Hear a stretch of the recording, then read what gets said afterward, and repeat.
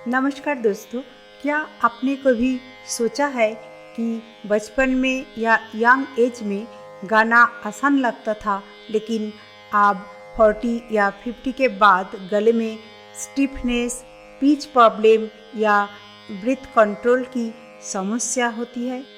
और सबसे बड़ा सवाल, क्या 40 के बाद अच्छा सिंगर बनना पॉसिबल है?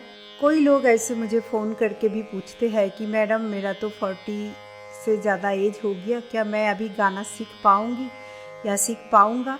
क्या इस एज में आके मैं सही में गाना गा पाएंगे क्या? तो मेरे दिमाग में तब ये प्रश्न आया, क्या ये सवाल तो जो भी ओल्डर एज के होते हैं, मतलब मैं 40 भी बोलूँ तो गलत, अगर 30 प्लस स्टूडेंट के मन में भी इस तरह प्रश्न आते हैं, उसमें भी कोई लोग पूछते हैं अभी मेरा एज 35 साल हो गया, अभी तो मुझे नहीं लगता है यंग एज की तरह मैं गा पाऊँ। तो मुझे लगा मैं इस टॉपिक पर एक वीडियो बनाऊं ताकि आप लोगों को अच्छा से समझा पाऊँ कि गाना गाने के लिए एज कितना इम्पोर्टेंट है। गाने के बीच में क्या एज कोई हमारा बैरियर बन सकते हैं? आज हम इस वीडियो में आपको बताऊंगी यंग एज और ओल्डर एज में वॉइस में क्या डिफरेंस होते हैं, क्या प्रॉब्लम आती है। सबसे इम्पोर्टेंट बात यह है कि उनका प्रैक्टिकल सॉल्यूशन। और अगर आपकी उम्र 40 प्लस है तो ये वीडियो आपके लिए लाइफ चेंजिंग हो सकता है।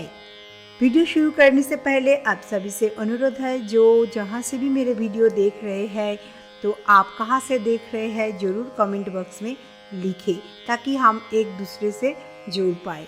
और इसी तरह वीडियो अगर आप चाहते हैं जो आपका गाने के लिए, सिंगिंग के लिए बहुत ज़रूरी है, कुछ फंडामेंटल नॉलेज हमारा होना ज़रूरी है, तो ज़रूर चैनल को सब्सक्राइब करें ताकि इसी तरह वीडियो आपको मिलता रहे। तो चलिए अब हम सबसे पहले जानेंगे यंग एज में वॉइस की कंडीशन। यंग एज में वॉइस नेचुरली फ्लेक्सिबल होती है, बहुत कॉमन सी बात है ये, कारण वोकल कॉर्ड सॉफ्ट और इलास्टिक होते हैं। दूसरी, ब्रीथिंग कैपेसिटी ज़्यादा स्ट्रॉन्ग होती है। तीसरी, मसल फ्लेक्सिबिलिटी ज़्यादा होती है। चौथी, फियर और हेजिटेशन भी कम होते हैं। पांचवी, जल्दी लर्निंग कैपेसिटी होती है। तो हमने देखे क्या यंग एज में ये 5 खूबियाँ तो होते हैं, ये तो हम मानते हैं। इसलिए यंग एज में सिंगिंग सीखना कंपैरेटिवली आसान लगता है। अब आते हैं ओल्डर एज 40 प्लस में क्या प्रॉब्लम आती है या 30 प्लस में क्या प्रॉब्लम आती है। लेकिन 35 या 40 प्लस एज में कुछ नेचुरल चेंजेस होते हैं। प्रॉब्लम 1, वॉइस स्टिफनेस, गले में फ्लेक्सिबिलिटी कम हो जाती है। प्रॉब्लम 2, ब्रीथ कंट्रोल, वीक होना, लंबे फ्रेसेस गाने में डिफिकल्टी होती है। प्रॉब्लम 3, पिच स्टेबिलिटी प्रॉब्लम, सुर में स्टेबिलिटी मेंटेन करना मुश्किल लगता है। प्रॉब्लम 4, हाई नोट्स में स्ट्रेन, ऊपर के सुर में प्रेशर लगता है। प्रॉब्लम 5, कॉन्फिडेंस इशू, लोग सोचते हैं आप मेरी एज हो गई है, मैं नहीं सीख सकता। यही सबसे बड़ी कारण होते हैं। लेकिन ट्रूथ ये है, वॉइस इम्प्रूव करना हर एज में पॉसिबल है। जी हाँ, मैं दोबारा रिपीट करती हूँ, वॉइस इम्प्रूव करना हर एज में पॉसिबल है। आप नेक्स्ट पॉइंट हम डिस्कस करेंगे साइंटिफिक ट्रूथ, मतलब वोकल कॉर्ड्स मसल है। वोकल कॉर्ड्स एक मसल है, तो वोकल कॉर्ड्स मसल की तरह काम करते हैं। बिल्कुल, तो वोकल कॉर्ड हमारा एक मसल होते हैं और वोकल कॉर्ड्स मसल की तरह काम करते हैं। अगर आप एक्सरसाइज करेंगे तो स्ट्रॉन्ग रहेंगे, स्ट्रॉन्ग होंगे। अगर एक्सरसाइज नहीं करेंगे तो वीक होंगे।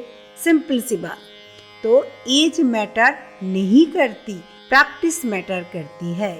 तो एक बात पर हमें समझ आ गया कि गाना आसान और थोड़ा डिफिकल्ट हो सकता है, लेकिन कोई लोग जो सोचते हैं क्या अभी मेरा उम्र हो गया, क्या मैं और सीख पाऊंगी, ये सोच के आप अपने आप को जो डिमोटिवेट करते हैं या अपना अंदर एक वीकनेस तैयार करते हैं, वही आपके लिए हार्मफुल होते हैं।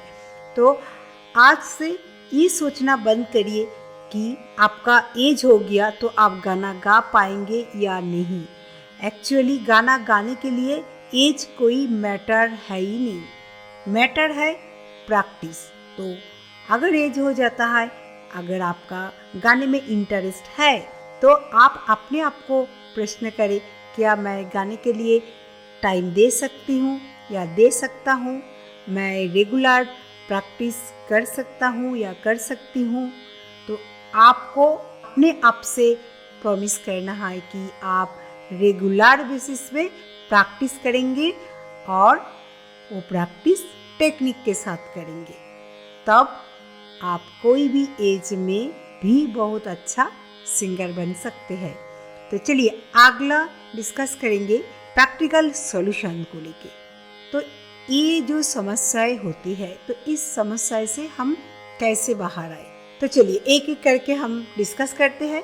सॉल्यूशन 1, फर्स्ट हमें क्या करना है, जेंटल रियाज से शुरुआत करें। बहुत धीरे से आपका रियाज शुरू करना है। Daily 10 to 15 minutes. Certain age के बाद जब शुरू करते हैं तो एक ही दिन में बैठ के 2 घंटा रिवाज कर लिया, मेरे हाथ में समय है, ये गलत, रॉन्ग प्रैक्टिस। तो आपको शुरुआत करना है 10 to 15 मिनट्स का सेशन से, और शुरू में बिल्कुल स्लो और लो नोट को गाइए, जैसे सा रे गा मा पा, पा मा गा रे सा। इसी तरह प्रेशर नहीं देना है। जब हम मिडिल ऑक्टेव का सा से पा गाते हैं या लोअर ऑक्टेव का सा से पा आते हैं, तो हमारा गले में बहुत ज़्यादा प्रेशर होता भी नहीं है, क्योंकि वो चेस्ट वॉइस से गाया जाता है। तो शुरुआती में स्लो स्पीड में विदाउट प्रेशर ये लो नोट का रियाज करना चाहिए। Solution 2, breathing exercise. Deep breathing करें। एवरी डे लॉन्ग ब्रीथ करना है और वो ब्रीथ को छोड़ना है। ये प्रोसेस भी आपको डेवलप करते हैं क्या कैसे स्मूथली ब्रीथ को लेना है और वो ब्रीथ को रिलीज करना है। वो भी एक टेक्निक होते हैं। ब्रीथ तो ले लेते हैं, लेकिन कोई बार एक ही झटके में एक ही साथ पूरा सांस को निकाल लेते हैं।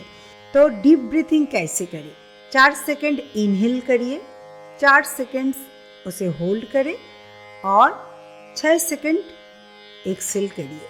तो ये प्रोसेस से आप 2-4 बार रोज नियमित रूप से रियाज करने से पहले ये एक्सरसाइज को जरूर करें।